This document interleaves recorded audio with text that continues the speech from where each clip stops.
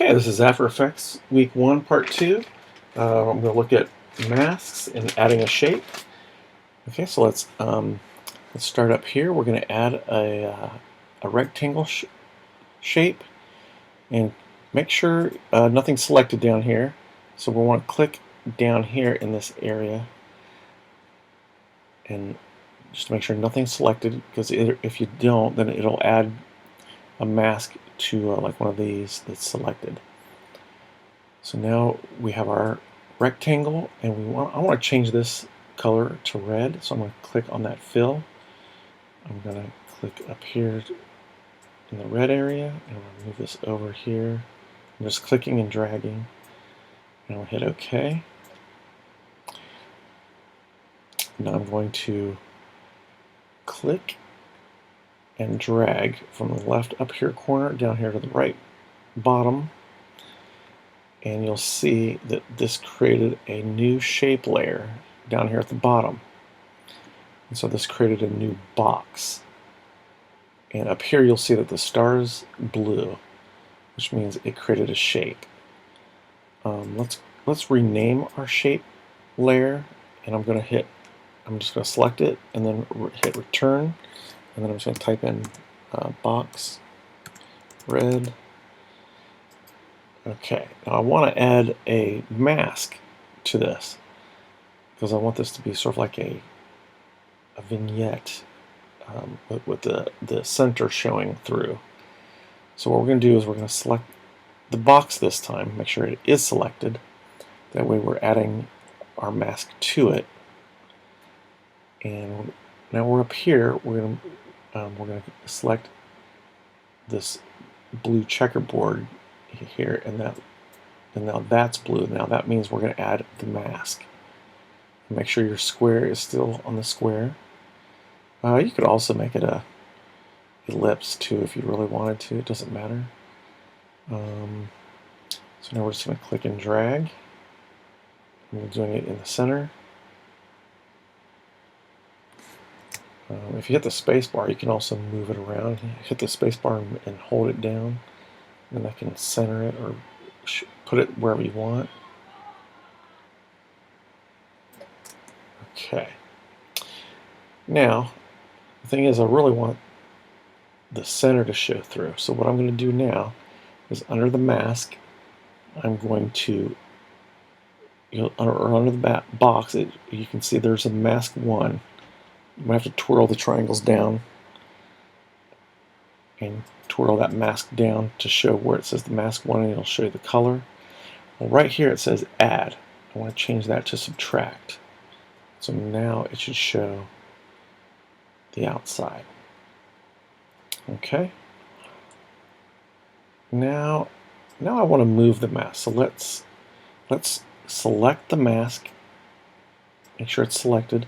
That way all these points should be selected, and I'm going to select my selection tool, and that should allow me to move it. So I'm going to move it down here, and I'm going to, let me open up, twirl that mask 1 down. I'm going to click on the stopwatch and give it a keyframe. So that means it's that circle will start there at the very beginning.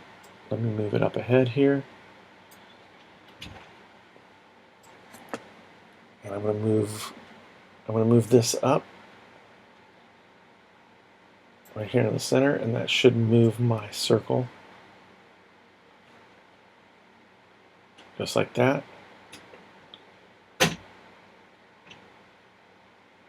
And now I'm going to add a feather to it. So I'm going to leave it without a feather in the very beginning. So let me click on my stopwatch. That'll be without the feather.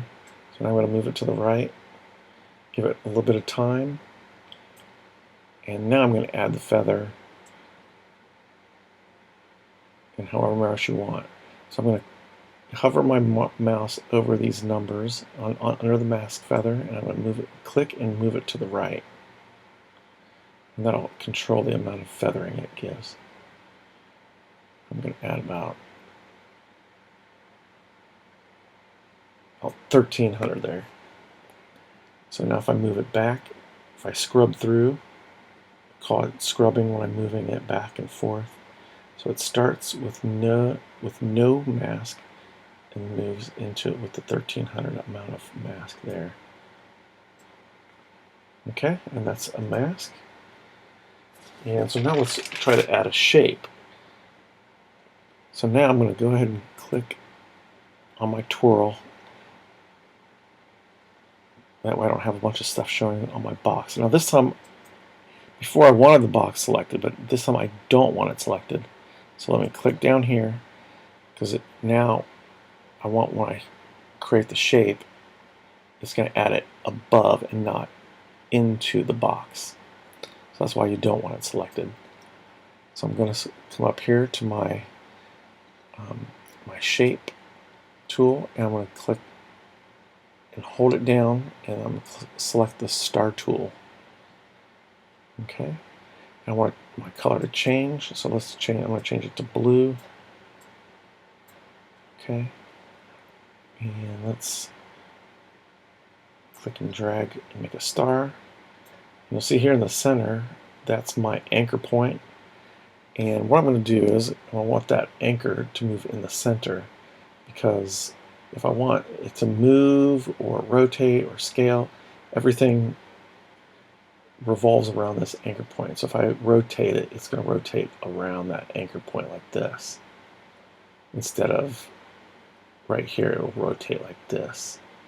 So let me hit the Y button, Y on the keyboard. Oh, sorry, let me grab the selection tool first. And now it's not showing up. So I'm not sure why it's not showing up. Okay, it'll probably show up here once I start moving it. Okay, so I'm going to come down here, and I want to go under the transform. So if you don't have your shape layer, let's rename that. So I'm going to select the shape layer, hit return, and then type in star. And now I'm going to twirl it down, and I want to go under transform. So click on the triangle and twirl it down. Click on the stopwatch for the position, and that will give me a keyframe right here in the very beginning. Make sure your time indicator is at the very beginning, and now you'll see the anchor shows up here. So let me hit the Y again, and I'm going to move that. I'm going to click and drag that anchor right to the center. Okay. All right. So let me move my time indicator a little bit. Move it maybe up to about 1 second. And now I'm going to move my star a little bit over here.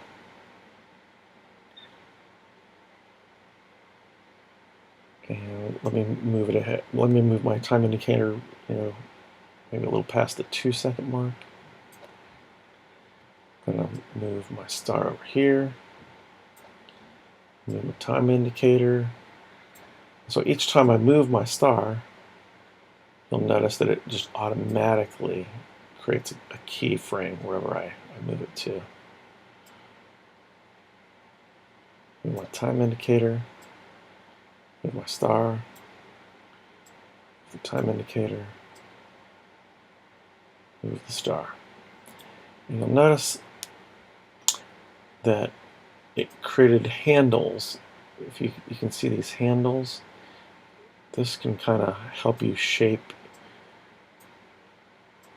however you want that path to look, or where you want your shape to go.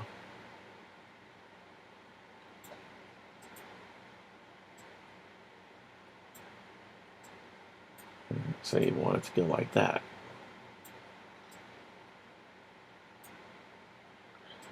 Move it around a little crazier. Okay, let's move back to the beginning, and you can kind of see how it moves. My preview's a little bit slow, but you can kind of see. Now let's also maybe add a little bit of rotation. So let's move our time indicator to the beginning. We're going to add, click on the stopwatch. So that'll be 0 rotation. And we'll go ahead and move it to the end. And we'll move it like, let's try 3 times. See if that does anything. Ooh, see, it moves it pretty crazy. Moves a lot. Okay. And gee, while we're at it, why don't we just give it a little bit of scale? So I got it at the beginning. Let's hit the stopwatch. Let's make it smaller. So I'm going to click and drag it to the left to make it smaller. And move it to the very end. And let's click and drag it to where it's really big. So then we'll have it scale and rotate. Okay. So now let me show you how to render this. We'll go ahead and save it. So under composition, it'll say add to render queue, and that should add it right down here in the render queue. And that automatically pops open, and you'll see that it should be the same name as your composition. So teal square, and let me make sure it's going to move it to the desktop. Yes. We'll do save. We'll go hit render. And it takes a little bit of time. You should see this blue strip moving along, and then you'll kind of see your animation move. And then once it gets down, or once it gets finished, you should have the file on your desktop.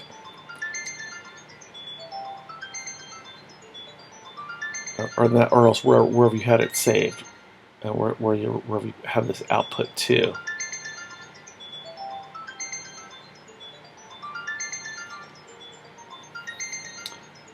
I got my phone ringing and adding a little bit of music here for a little more interest. And so you can kind of see how it looks, and that's how it works.